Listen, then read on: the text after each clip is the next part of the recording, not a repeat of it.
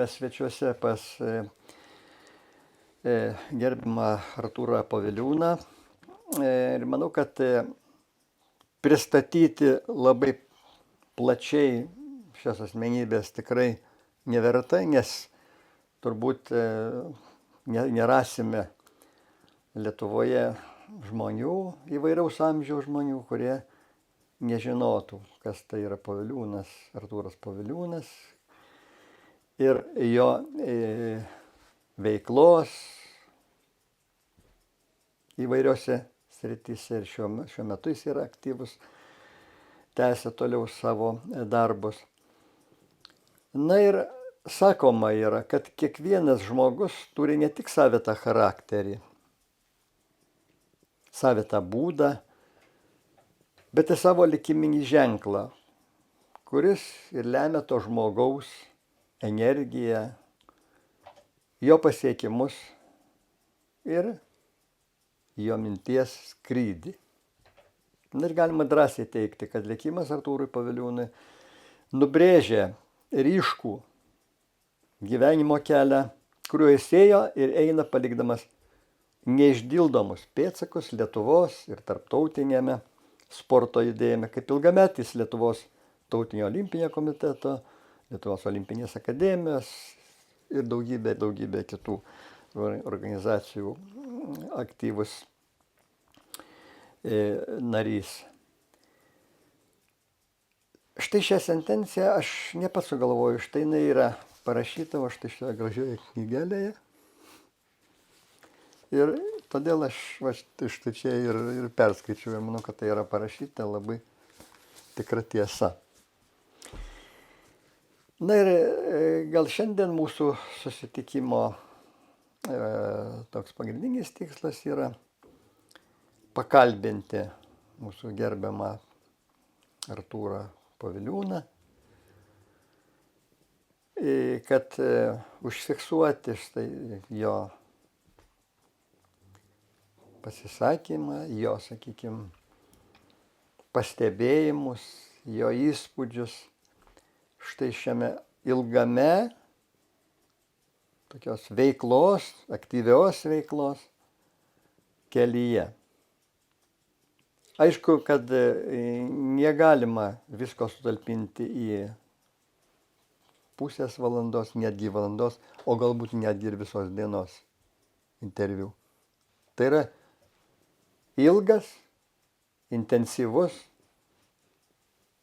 gyvenimo tarpsnis, daug yra nuveikta ir tų visų darbų tikrai suminėti neįmanoma.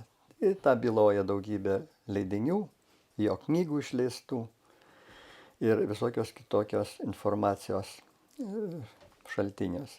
Tačiau gyvas pokalbis su štai šiuo žmogumi, jis mūsų akademijai ir ateities akademijos kartoms, manau, kad bus labai vertingas.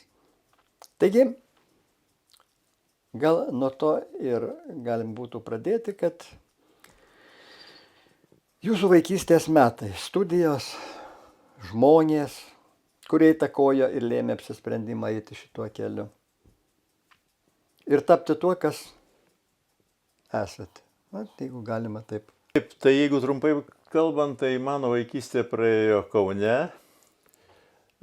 pramušta sportu ir visų pirma krepšiniu. Mokiausi tuometiniai Kauno Salomėjos Nėries viduriniai mokykloje ir ten iš tikrųjų pirma sporto šaka buvo krepšinis. Vadovavo Juozas Žitkevičius, kuris po to tapo švietimo sporto mokyklos direktoriumi. Ir aš pas jį tenai vėl treniravausi ir po to ir dirbau ir panašiai. Bet turiu pasakyti, kad tos vaikystės prisiminimai yra be galo svarbus, kadangi tas sportas įtraukė ir ypatingai krepšinis. Ir jau nuo pat antros klasės mokydamasis Kauno Salomėjos Nėries vidurinėje mokykloje, aš jau pradėjau lankyti treniruotes ir mes ten su keletu savo bendraminčių, draugų iš bendraklasių jau lankėme treniruotės pas Juozą Žitkevičių. Na, o po to jisai mus nukreipė į sporto mokyklą, Kauno miesto švietimo sporto mokyklą, kad mes galėtume ten taip pat treniruotis, ugdyti savo meistriškumą ir taip toliau. Na ir, bet mokytis taip pat reikėjo, juo labiau, kad net ir Salomėjos Nėries vidurinėje mokykloje mano mama buvo direktoriaus pavaduotoja ir man buvo labai nepatogu, jeigu aš gaudavau labai kokį prastesnį pažymį negu ketvertas.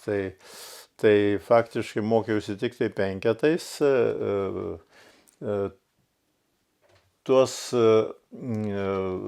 etapus, kuriuos aš praleidau Salomėjos Nėries vidurinėje mokykloje, faktiškai būdavo 2 penketai. Po to, reiškia, taip gyvenimas susiklostė, kad mama perėjo dirbti į naujai pastatytą 21 vidurinę mokyklą. Ir aš kartu, gyvendami mes tada Petrašiūnuose gyvenom, o 6 forte buvo pastatyta nauja mokykla ir mes visi perėjome į 21 vidurinę mokyklą. Ir ten vėl aš jau pradėjau, kaip sakyt, ir mokytis, ir sportuoti būtent 21 vidurinėje mokykloje. Bet kuo toliau ir tos aukštesnės klasės, tai tikrai reikėdavo daugiau skirti dėmesio mokslui. Bet vis tiek tas krepšinis man buvo labai toksai kažkaip tai įsimintina sporto šaka ir tokia mylima. Ir žodžiu, aš galėjau baigti vidurinę mokyklą aukso medaliu, kaip ir mano būsima žmona irgi baigė mokyklą aukso medaliu, o jos klasės draugas Vytenis Andriukaitis, žinomas dabar žmogus, irgi vienintelis, jie vieninteliai baigė aukso medaliu. Bet aš turėjau 2 ketvertus, tai taip, kad galima sakyti, kad baigiau su pagyrimu ir džiaugiausi, kad apart krepšinio mane netampė reiškia, ir ten į chorus, ir ten kiti ėjo dainuoti ir panašiai, bet man užteko sporto. Na ir be abejonės, kai jau mokyklą baigiam, tai visi galvoja, kur čia stosi į aukštąją kokią tai mokyklą. Kaip tradiciškai, niekas net negalvoja, kad ten kažkur tai kitur dirbti, ar panašiai, į aukštąją mokyklą. Tai jau mano tėvai, aišku, tėtis, kadangi jisai dirbo inžinieriumi, cecho viršininku, čionais gamybinių įmonių kombinate, tai jisai, per daug taip jis nežiūrėjo, kur tu ten, kaip tau, sako, kas tau patiks ten ir stok. O jau mama tai jau ten arba jau kur nors jau Politechnikos institutas, ar architektūra, ar dar kažkas tai. Bet mane kažkaip tai nelabai traukė tas, o mane traukė bent Kūno kultūros institutas. Tai dėl to, kad galėčiau žaisti toliau tęsti krepšinį. Ir aš įstojau, padaviau dokumentus į Kūno kultūros institutą ir ten, reiškia, toj komisijoje jie truputėlį buvo nustebę, kad su tokiais pažymiais būtent į Kūno kultūros institutą. Nežinau, šiandien turbūt niekas nenustebtų, kalbos nėra, bet tuo metu, tais laikais, tai buvo kažkas tai tokio, kad kaip čia taip, reiškia. Bet kadangi aš, reiškia, padaviau pareiškimą stoti į Kūno kultūros institutą ne šiaip savo, bet aš jau tuo metu buvau ir Lietuvos moksleivių čempionas, ir Lietuvos krepšinio moksleivių rinktinės narys, ir dalyvavomės ir tautų ir moksleivių spartakiadoj Jerevane, tiesa, nelaimėjom ten medalių, bet iki to laiko jaunučių tarpe mes buvom užėmę ir sąjungoje 2 vietą.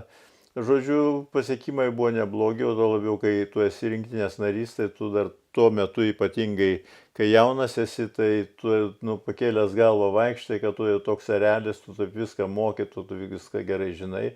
Na ir man tikrai, tengi tuo metu tai ne taip kaip dabar, bet tuo metu reikėjo laikyti egzaminus, ne tik taip teorinius egzaminus, bet ir praktinius egzaminus. Taip, sakysim, ir gimnastiką, ir lengvąją atletiką, ir plaukimą, ir specializaciją, ir lietuvių kalbą. Nu, žodžiu, buvo ir teoriniai, ir praktiniai egzaminai, tai ten reikėjo, nu, tai kaip sakyti, ir pasikankinti, kad jeigu specializacijai, tai be abejonės tu gauni 5, nes tu rinktinės narys ir taip toliau. Ten visi kiti mokslai man tai nebuvo problemų absoliučiai, bet pavyzdžiui, plaukti aš išmokau tik tai prieš stodamas į Kūno kultūros institutą. Ir tai, taip sakyčiau, ne taip jau labai lengvai. Na, o kitos sporto šakos, tai man buvo ten paprasčiau, nu, nebent ten gimnastikos tenai buvo sudėtingiau, bet kadangi, kaip mes vadinam krepšininkus, sasiskomis, kad ten pasikabinė ant to skersinio toksai, va, tai ir ypatingai aukštesni vyrai, tai ten buvo sudėtinga, bet išlaikiau gerai, ten puikiai ir patekau. Nu, iš karto tėvams nesakiau, bet kai pasakiau, tai mama tai labai jau buvo pergyveno stipriai, kad sako, gėda darai, čia šeimai ir taip toliau, čia įstoji ten į tos, kaip sakant, mokslus, kur ten nėra ką mokytis ir panašiai. Nu, bet mano buvo toksai noras, užsispyrimas ir aš savo tikslą sekiau, reiškia. Tai kaip mano tikslas buvo būtent krepšinis, tai aš kadangi buvau kandidatas į Kauno Žalgirio komandą, žaidžiau dubleriuose, tai treneris tuo metu buvo Vytautas Bimba. Na ir jisai mane pabandė bet jisai, man tai patiko labai patiko, kadangi jisai tiesiai šviesiai pasako, žinai, Artūrai, tu visai neblogas, bet jeigu nori žaisti, tai, nu, bandyk ten Vilniui statybai, bet, sako, Žalgiriui tu netinki, sako. Nu, aš pats pamačiau, kad aš ten tikrai žymiai geresnių buvo mano pozicijoje ir aš supratau, kad netgi, tai sakysim, pažiūrint ten į ateitį, ten koks Vitoldas Masalskis porą metų už mane jaunesnis, jisai geresnis už mane buvo. Nu, tai jau tuo metu, o paskui ten priaugo žmonių dar kelių. Bet, nu kaip, aš sportavau, aš žaidžiau atleto komandoje, aš ten žaidžiau ir su Linkevičium kartu vienoj komandoje, ir tenai su Fiodorovu Jurijum, ir su daugelio žalgiriečių, kurie mokėsi tuo metu, reiškia, institute. Nu ir visiškai neblogai mes tenai, kaip sakant, pasirodydavom, tai atletė aš sportavau ir mokiausi tuo pačiu. Bet kadangi žinojau, kad aš jau į Vilnių man kažkaip netraukė, nors turiu pasakyti, kad galbūt Vilniui gaučiau vietą per galbūt kokią tai protekciją, nes kadangi Vilniaus statybos klubo vienas iš steigėjų savo laiku buvo mano dėdė Kazys Matijošius, kuris Vilniaus universiteto buvo pirmasis sporto klubo, reiškia, pirmininkas savo laiku. Nu ir paskui vadovavo profsąjungų tarybai, reiškia, statybininkų, tai šiuo atveju galbūt ten, kaip ir juokiuosi, gal protekcija būtų suveikus kokia, bet aš nenorėjau paprasčiausiai. Ir tada supratau, kad mano, reiškia, jeigu aš sportuoju dar už atleto komandą, tai aš tada galiu ir kažkaip tai imtis ir trenerio specializacijos, kadangi man kaip patiko treniruoti vaikus ir panašiai. Tai tada aš pradėjau dirbti Kauno miesto švietimo sporto mokykloje su vaikais, valandininkų pradžioj. Reiškia, kadangi tuo metu švietimo tai sporto mokykloje vadovavo Juozas Žitkevičius, mano buvęs pirmasis treneris, ir tada aš, reiškia, gaudavau šiokius tokius pinigus dar iš ten, o kaip geras studentas, kur mokiausi, reiškia, 1/5, tai gaudavau tą Lenino stipendiją vadinamą, tai ten buvo 100 rublių, dar gaudavau iš švietimo skyriaus, tai aš gaudavau tokius pinigus, kuriuos gaudavo mokslo kandidatas, sakysim. Tai buvo visai neblogai ir tas gyvenimas taip ėjo, bet mane šiek tiek užpainiojo ir jau į mokslą, kadangi aš ten, kai gerai mokaisi, tai tada žmonės, kurie aplinkui tave, jie ir Stanislovas Tonkus, mano buvęs, reiškia, katedros vedėjas, tai jisai mane tenai gundė ten kažkaip tai įsitraukti į mokslinę veiklą, rašyti ir konferencijose dalyvauti, pranešimus daryti. Na ir Jurgis Palaima, psichologas, man labai patiko su juo bendrauti, jisai toks savotiškas žmogus buvo ir žodžiu, jisai savo sporto psichologijos klausimus, reiškia, mums dėstė, tai žodžiu, aš jau buvau liktai užsikabinęs liktai į tą sporto psichologiją, nors aišku, man krepšinis buvo artimiau, kadangi aš jį geriau žinojau ir jau tada aš, reiškia, liktai kartu su profesorium Palaima ir profesorium Stonkum mes tenai jau dirbom. Tai žodžiu, aš baigiau summa summarum Kūno kultūros institutą raudonų diplomų, žodžiu, ir kadangi aš jau dirbau visus tuos nuo antro kurso jau dirbau sporto mokykloje, buvau paskirtas, kadangi tuo metu buvo paskirimai, ne šiaip savo, kur nori ten eini, gauni paskirimą ir važiuoji ten, kur tave paskiria, bet kadangi aš jau tada dirbau sporto mokykloje, tai mane paskirė į sporto mokyklą ir, reiškia, valandininkų Kūno kultūros institute, reiškia, katedroj. Bet greitai tas visas reikalas, kaip sakyti, baigėsi ta prasme, kad norėjo mane Stonkus išsiųsti į Baltarusiją, į Kūno kultūros institutą Baltarusijos ir aspirantūrą, bet ten būdavo taip, reiškia, tuometiniai Tarybų Sąjungoje buvo tik tai Maskvoje 2 institutai, tai Visasąjunginis Kūno kultūros sporto mokslo tyrimo institutas ir centrinis, reiškia, Kūno kultūros institutas Maskvoje ir Lesgafto Leningrade. Po to atsirado vieta dar Kijeve, bet jau vėliau. Ir man turiu sakyti mano specialybės. Tai Baltarusiai tuo metu neturėjo vietos, reiškia, nors švietimo ministerija, reiškia, Zabulis ministras rašė laišką, kad galėtų mane priimti tenai, bet vietos nebuvo ir aš tada išėjau į tarybinę armiją. Reiškia, metam laiko, kadangi pas mus karinės katedros tuo metu nebuvo, tai į tarybinę armiją važiavau į Kaliningrado sritį, tarnavau Gvardeiske, manęs ieškojo Lvovo armijos sporto klubas, kad galėčiau tenai žaisti, bet kadangi tai turėjau ten tą porą mėnesių būtinai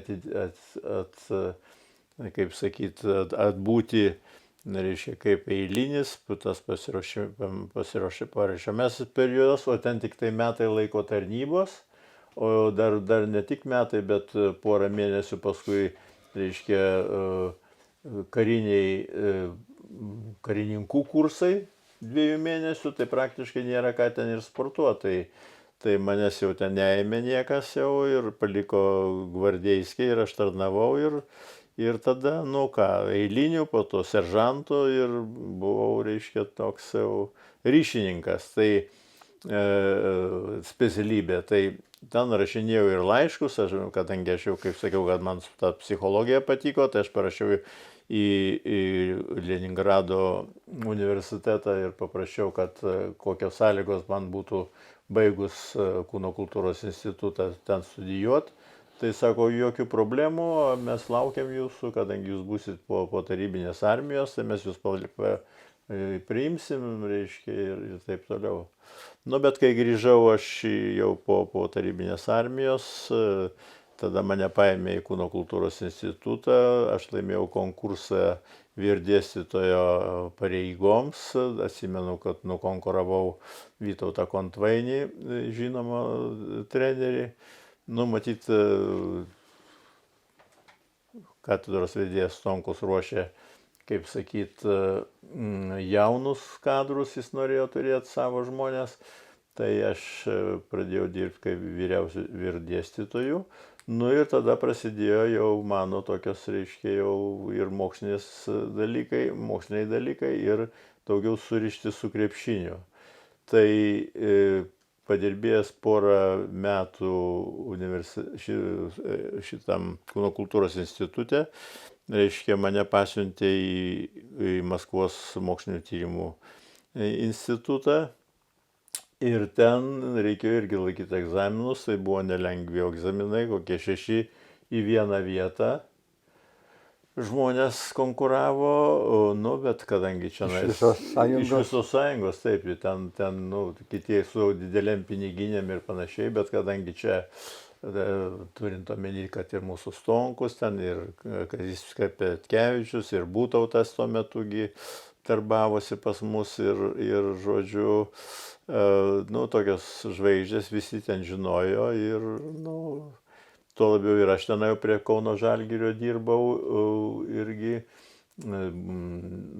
buvau ir teisėjas informatorius, Žaliai visą laiką aš ten darbavausi ir pradėjau dirbti su dubleriais Kauno Žalgirio, tai šiuo atveju mane visi žinojo.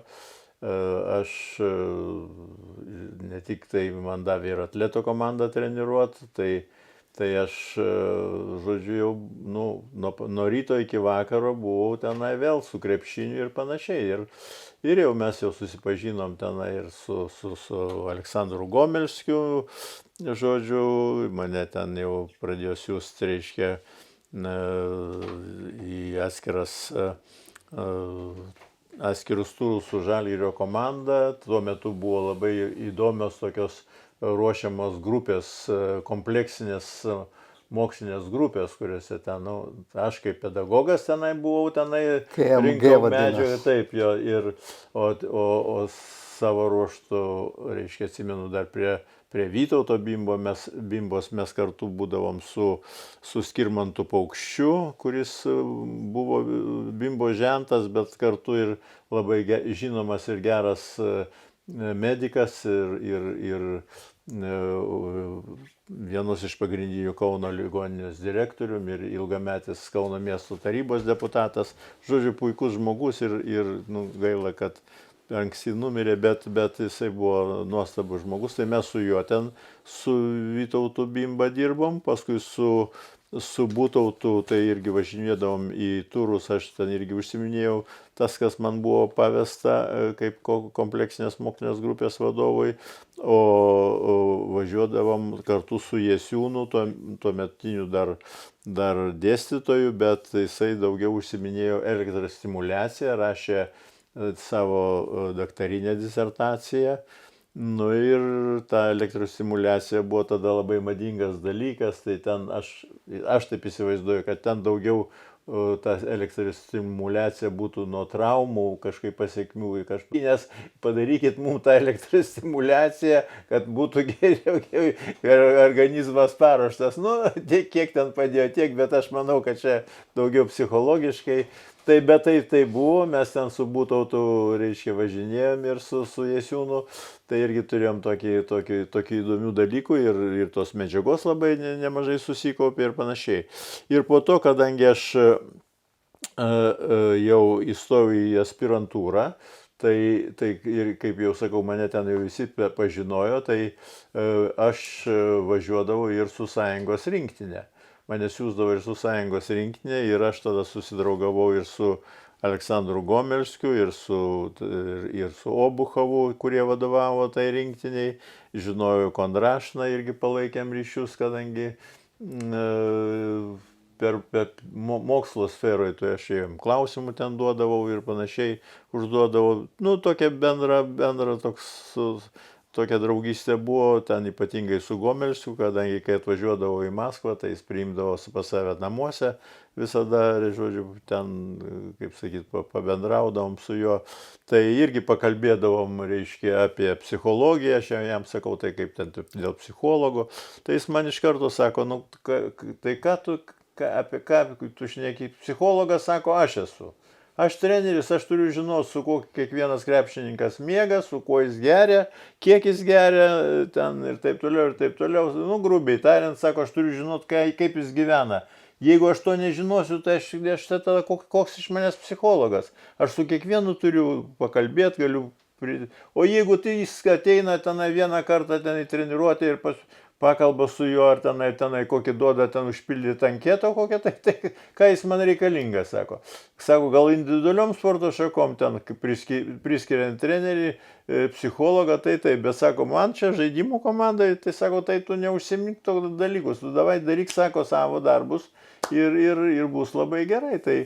Tai aš ir su sąjungos rinktinė, tuo labiau, kad mano ten tie žmonės važinėjo, reiškia, visur, tai ir su Butautu tai ypatingai gerai buvo, ten ir su Žalgiriu, kai jisai dirbo, ir paskui jam davė treniruoti studentų, reiškia, rinktinę sąjungos universiadai ruošiantis, ir mes tenai dirbom, ten mūsiškiai buvo, ten ir Pavilonis tenai, ir Žukaitis, ir kiti tenai, kurie ten už sąjungos studentų rinktinę, Kazlauskas buvo ir laimėjo sidabro medalius, tai aš tenai su jais dariau tyrimus ir Lietuvoje, kai ruošėsi, ir kitur. Tai žodžiu, visas buvo mano mokslinis darbas praktiškai tenai, įstojęs į aspirantūras, ten gavau leidimą dirbti ir su Kauno Žalgiriu,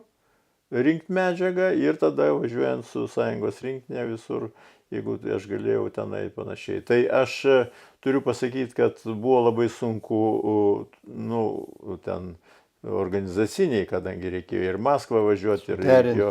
Taip, žodžiu, sudėtinga, tuo labiau, kad vedžiau, reiškia, šeimos reikalai, reikia skirti dėmesį, ir tu išvažinėjai, ten būni aspirantūrai, tai netgi ir sūnus gimė, kai aš buvau Maskvoje.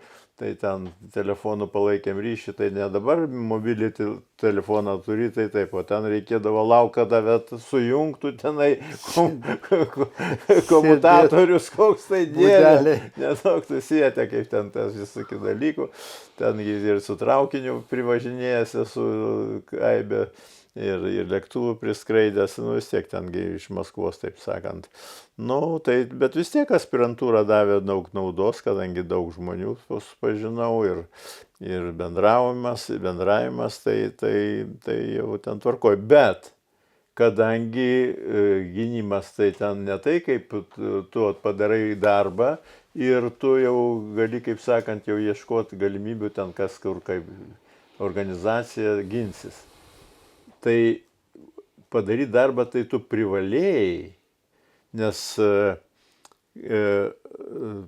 ten nežinau kaip... 3 metai buvo. Jo, bet rusai taip sako, galima ir išvest paskui, ученым можешь ты не быть, но кандидатом быть обязан. Tai reiškia, tu mokslininkų gali ir nebūti, bet tu mokslo kandidatas, tuometinis, dabar daktaras, tu privalai būti. Ir privalai ne vien dėl savęs, bet tu privalai būti ir dėl tų vadovų, kurie tau vadovauja, nes jeigu tu neapsiginsi ir tu nepadarysi darbo, tai jiem ten, kaip sakant, striuškę nuims kaip reikiant, nes kaip tu dirbi, kaip tu vadovauji ten.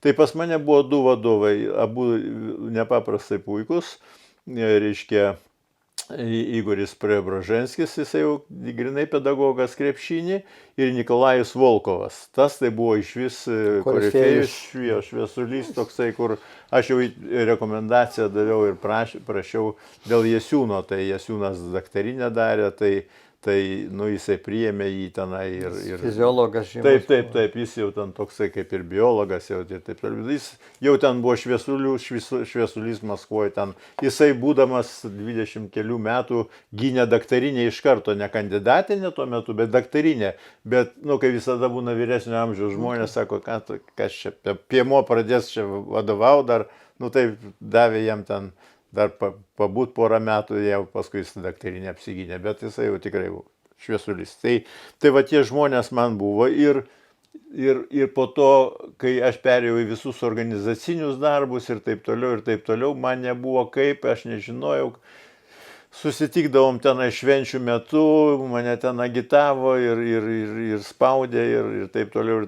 Ir sako, jau praėjo ten jau daugiau kaip keletas metų. Jau ten jie jau norėjo, kad jau eilės, tai to jau tenai. Tai tik atvažiuok ir apsigink. Bet tuo metu politiškai aš jau negalėjau važiuoti tenai į Maskvą jau. Ir tada man deponuota reiškia, disertacija liko Maskvoje, institute, mokslinio tyrimų institute ir vienas egzempliorius pas mane yra dar čia. Tai taip neišėjo, bet kadangi aš jau turėjau tenai ir darbus ir viską, tai man tokių problemų kaip ir nebuvo. O paskui, kai jau užsiminėjau, reiškia, sporto reikalais Lietuvoje, tai va tas paskui jau prasidėjo ten olimpinio komiteto, reiškia, atkūrimo reikalai, įtraukė mane į tą visą sūkurį, mes šiandien pradėjom tenai olimpiniais reikalais susiminėti ir atkūrėm olimpinį komitetą ir po to tas pripažinimas, pirmieji dalyvavimai, organizaciniai visokie dalykai ir panašiai, bet turint omeny, kaip jau jūs manęs paklausėte daugiau apie mokslo tą sritį, tai vis tiek ta mokslo sritis man vis tiek buvo kažkaip kirbėjo, kadangi aš visą laiką rašiau visada ir būdamas kūno kultūros institute su visais mano, kaip sakant, dėstytojais, tai čia vat netgi turiu, kad ir parašėm su Stonkum teisėjimo metodiką krepšinyje tokią,